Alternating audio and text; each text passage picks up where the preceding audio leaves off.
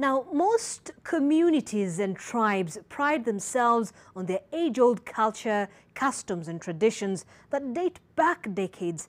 But some of the practices seem to have frozen in time, regardless of the modern age.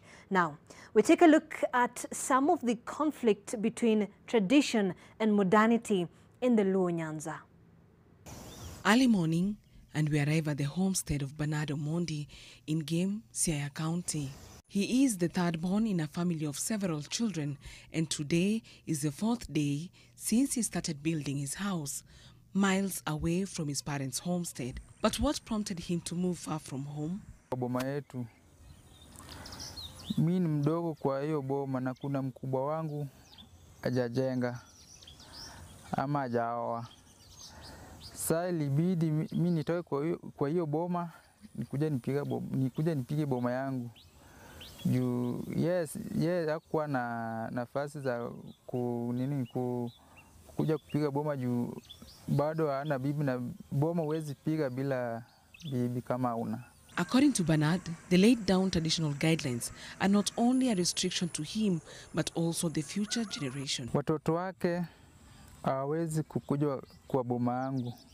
Juu hao ni watoto ndugu wangu mkubwa na yeye babake hajatoa boma na nilimtangulia babake kutoa boma. Sasa watoto wake hawezi kuja kwa boma yangu, lakini watoto wangu naye wanaweza enda kwa boma yake. Kusikia tunasikia vibaya.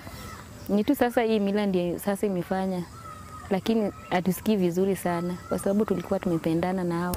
A few meters away from Bernard's parents' home, we meet Daniel Otieno, a devoted Christian with a different view on traditional rites and practices, especially in setting up a homestead.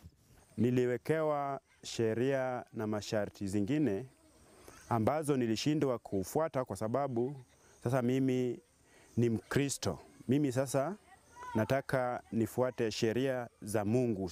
Daniel says that traditional rites and practices should be respected. However, the elders should be privy of the changing times. Some of the religious leaders who spoke to us off camera revealed that there have been several conflicts between the church and some of the cultural practices that contradict religion. When the young son decides to build and set up his own homestead, his older brother can never set foot in his compound. We too, as parents, cannot visit his compound.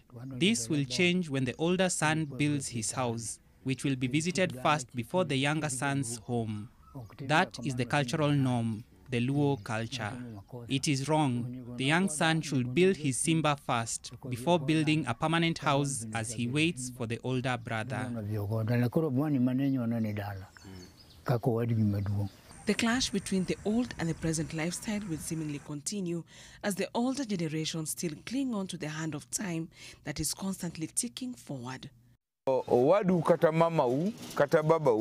If you are a young man and you choose to walk out from your parents' homestead to go contrary to the culture, is seen as a recipe for curse. Is seen as a recipe for a curse. A child who works in conformity to his father's will is the one that is blessed.